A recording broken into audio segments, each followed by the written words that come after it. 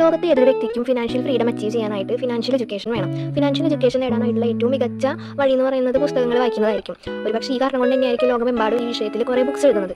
American ഓതറായിട്ടുള്ള Robert Kiyosaki എഴുതിയ rich dad poor dad ആ ഒരു ബുക്ക് ഫിനാൻഷ്യൽ ലിറ്ററസി നേടാൻ സഹായിക്കുന്ന മികച്ച പുസ്തകങ്ങളിൽ ഒന്നാണ്. ഒരുപാട് ആളുകൾ തങ്ങളുടെ ജീവിതത്തിലെ ലക്ഷ്യം നേടാനും അങ്ങനെ വിജയം കൈവരിക്കാനും ഈ പുസ്തകം വായിക്കാറുണ്ട്. അതുകൊണ്ടാണ് ഫിനാൻഷ്യൽ എഡ്യൂക്കേഷൻ എന്ന വിഷയത്തിൽ ലോക പ്രശസ്ത കൃതികളിൽ ഒന്നായിട്ട് ഈ പുസ്തകം ഉൾപ്പെടുത്തിയിട്ടുണ്ടാവാം. റിച്ച് ഡാഡ് പുവർ ഡാഡ് എന്ന കൃതിയുടെ 8ാമത്തെ അധ്യായമാണ് ഞാൻ ഇന്ന് പരിചയപ്പെടുത്തുന്നത്. നമ്മൾ വെറുതെ സമ്പന്നരാവില്ല. ഒരാൾക്ക് സമ്പന്നനാവണമെങ്കിൽ പണം ഉണ്ടാക്കാനുള്ള സാധ്യതയുള്ള എന്തെങ്കിലും അവസരം അയാൾക്ക് മുന്നിലേക്ക് വരണം. ഈ അധ്യായത്തിലൂടെ രചയിതാവ് നമ്മളെ പഠിപ്പിക്കാൻ ഉദ്ദേശിക്കുന്നത് ദൈവം നമുക്ക് അവസരങ്ങൾ മനസ്സിലാക്കാൻ നമുക്ക് ഓരോരുത്തർക്കും പ്രത്യേക കഴിവുകൾ തന്നിട്ടുണ്ട്. അതെങ്ങനെ വളർത്തിയെടുക്കാം എന്നതാണ്. 10 സ്റ്റെപ്പുകളിലൂടെയാണ് അത് വളർത്തിയെടുക്കുന്ന രീതി അദ്ദേഹം പറഞ്ഞിരുന്നത്. ഒരു സ്വർണ്ണഗിനി ഉടമ ഒരിക്കലും രചയിതാവിനോട് പറഞ്ഞത് എല്ലായിടത്തും സ്വർണ്ണമുണ്ട്, പക്ഷേ മിക്ക ആളുകൾക്കും അത് കണ്ടെത്താനുള്ള പരിശീലനം ലഭിച്ചിട്ടില്ലെന്നാണ്. ഈ വാക്കുകൾ ശരിയാണെന്ന് റോബർട്ട് കിയോസാക്കിക്ക് തോന്നി. തൻ്റെ റിയൽ എസ്റ്റേറ്റ് ബിസിനസ്സിൽ തന്നെ അദ്ദേഹത്തിന് ദിവസത്തിൽ 4-5 മികച്ച പ്രോപ്പർട്ടികൾ കണ്ടെത്താൻ സാധിച്ചിട്ട് പോലും അതിൽ പലർക്കും പണം ഉണ്ടാക്കാനുള്ള നല്ലൊരു റിയൽ എസ്റ്റേറ്റ് പ്രോപ്പർട്ടി കണ്ടെത്താൻ സാധിച്ചിരുന്നില്ല. സക്സസ് ആവാനായിട്ട് നമ്മുടെ ആത്മാവിന് ശക്തി ഉപയോഗിക്കാൻ ഓർഡർ പറയുന്നുണ്ട്. ഒരാൾ താൻ പണക്കാരനാവണമെന്ന് ആഗ്രഹിക്കുന്നതിൻ്റെ കാരണം എന്തായിരിക്കും? അങ്ങനെ സാധാരണക്കാർ ചിന്തിക്കുന്ന കാരണങ്ങളല്ലാതെ പ്രത്യേകമായ വലിയ എന്തോ കാരണം നമ്മൾ കണ്ടെത്താം. ഒളിമ്പിക്സിൽ പങ്കെടുക്കാൻ സ്വപ്നം കണ്ടിരുന്ന ഒരു പെൺകുട്ടി തൻ്റെ സ്കൂൾ ടൈമിന് മുമ്പ് ഒരു 3 മണിക്കൂറൊക്കെ നീന്തൽ പരിശീലനത്തിന് പോകുമായിരുന്നു. എന്നാൽ വിദ്യാഭ്യാസത്തിന് വിള്ളൽ വരാതിരിക്കാനായിട്ട് എല്ലാ വീക്കെൻഡിലും ആ കുട്ടി പഠിക്കുകയും ചെയ്യുമായിരുന്നു. എന്തിനാണ് ഇങ്ങനെ കഷ്ടപ്പെടുന്നതെന്ന് ചോദിച്ചപ്പോൾ ആ കുട്ടി പറഞ്ഞത് ഇതാണ്: ഞാനിത് ചെയ്യുന്നത് എനിക്കും എന്നെ സ്നേഹിക്കുന്നവർക്കും വേണ്ടിയാണ്. സ്നേഹിക്കുന്നവർക്ക് വേണ്ടി കഷ്ടപ്പെടുമ്പോൾ അത് ഒരു ബുദ്ധിമുട്ടായിട്ട് ആ കുട്ടിക്ക് തോന്നുന്നില്ല എന്നാണ് ആ കുട്ടി പറഞ്ഞത്. ഒളിമ്പിക്സ് ജയിച്ച് മെഡൽ വാങ്ങാനാണ് മിക്കവരും ചിന്തിക്കാറ്. എന്നാൽ ആ പെൺകുട്ടി തൻ്റെ സ്നേഹത്തിൽ ജയിക്കാനാണ് ആഗ്രഹിക്കുന്നത്. അതുപോലെ നമ്മുടെ വികാരങ്ങളെ ബന്ധിപ്പിക്കുന്ന ഒരു കാരണം നമ്മൾ കണ്ടെത്തണം. നമ്മുടെ തിരഞ്ഞെടുക്കലിൻ്റെ ശക്തിയെക്കുറിച്ച് രചയിതാവ് പറയുന്നത് അതെന്താണെന്ന് വെച്ചാൽ നമുക്ക് ഓരോ ദിവസവും ലഭിക്കുന്ന ഓരോ രൂപ കൊണ്ട് നമ്മളാണ് തീരുമാനിക്കേണ്ടത് നമ്മൾ റിച്ച് ആയാണോ അതോ പുവർ ആയാണോ ജീവിക്കേണ്ടതെന്ന്. നമ്മളാണ് നമ്മൾ എങ്ങനെ ജീവിക്കണമെന്ന് തീരുമാനിക്കുന്നത്. അതുകൊണ്ട് തന്നെ റിസ്ക് എടുക്കാനും അതുപോലെ മറ്റുള്ളവർ കഴിയില്ലെന്ന് പറഞ്ഞ് എഴുതി തള്ളുന്ന പല അവസരങ്ങളെയും ഉപയോഗിക്കാനും നമ്മൾ പഠിക്കണം. ഒരു അവസരം മുമ്പിൽ വരുമ്പോൾ അതിലുണ്ടാകുന്ന നഷ്ടം, ലാഭം, അതിനൊക്കെ കുറിച്ചുള്ള ബോധം നമുക്ക് ഉണ്ടാവണം. അതിന് നമ്മൾ ആ കാര്യം തുടർച്ചയായിട്ട് ചെയ്യണം. അതുപോലെ നമ്മുടെ കുട്ടികളെയും നമ്മൾ അവസരങ്ങൾ പ്രയോജനപ്പെടുത്താനും പണം ഉപയോഗിക്കേണ്ട രീതി പഠിച്ചു കൊടുക്കാനായിട്ട് ശ്രമിക്കണം. അല്ലെങ്കിൽ ഒരു പക്ഷേ നമ്മൾ കഷ്ടപ്പെട്ടുണ്ടാക്കിയത് പലതും ഭാവിയിൽ അവർ നശിപ്പിച്ച് കളയാനുള്ള ചാൻസ് ഉണ്ട്.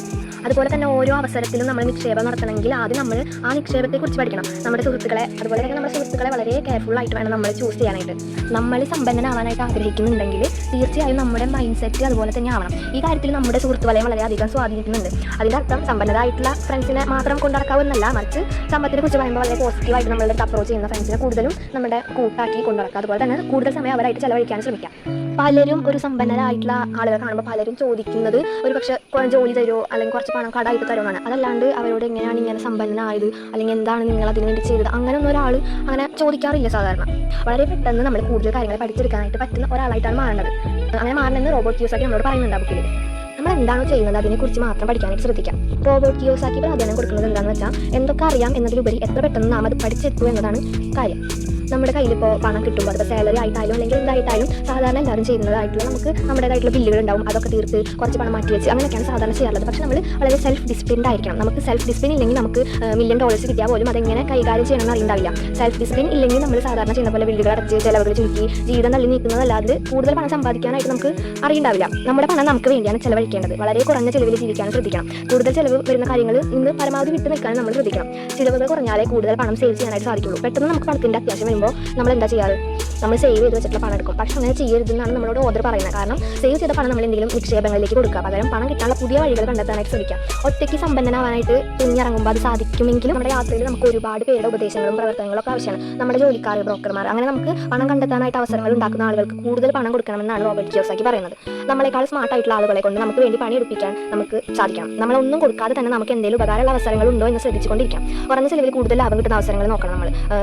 നമുക്ക് ഒരു റോൾ മോഡൽ ഉണ്ടായിരിക്കണം. കാരണം റോബർട്ട് കിയോസാക്കി പറയുന്നത് പ്രത്യേകിച്ച് ബിസിനസ്സിൽ റോബർട്ട് കിയോസാക്കിയുടെ റോൾ മോഡൽ എന്ന് വാറൻ ബഫറ്റ്, പീറ്റർ അങ്ങനെയുള്ള കുറച്ച് വ്യക്തികളായിരുന്നു. അദ്ദേഹം എന്തെങ്കിലും ഒരു ഡീൽ അനലൈസ് ചെയ്യുമ്പോൾ വാറൻ ബഫറ്റ് ആണ് തനിക്ക് പറയുമെങ്കിൽ ആളെങ്ങനെയായിരിക്കും ചിന്തിക്കുക, അങ്ങനെയാണ് ആൾ ആ ഡീൽ അനലൈസ് ചെയ്യാറുള്ളത്. ഇത് കൂടുതൽ ആളെ സമ്പന്നനാക്കാനായിട്ട് ഹെൽപ്പ് ചെയ്തിട്ടുണ്ടെന്ന് തന്നെയാണ് ആൾ പറയുന്നത്. നമ്മൾ എങ്ങനെയാണ് പണം ഉണ്ടാക്കുന്നത് അത് മറ്റുള്ളവരും പഠിപ്പിക്കാനും നമ്മൾ ശ്രമിക്കണം.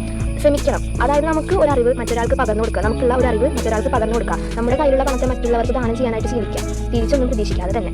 ഇതാണ് നമ്മുടെ ഓതറിന് റിച്ച് ഡാഡ് കൊടുക്കുന്ന ഉപദേശം. എന്നാൽ പുവർ ഡാഡ് പറയുന്നത് നമ്മുടെ സമയവും അറിവും പകർന്നാലും പണം അധികം കൊടുക്കരുതെന്നാണ്. റിച്ച് ഡാഡ് പറയുന്ന കാര്യം എന്താണെന്ന് വെച്ചാൽ നമുക്ക് എന്തെങ്കിലും വേണമെങ്കിൽ അത് നമ്മൾ അങ്ങോട്ട് നൽകാനും പഠിക്കണം എന്നാണ്.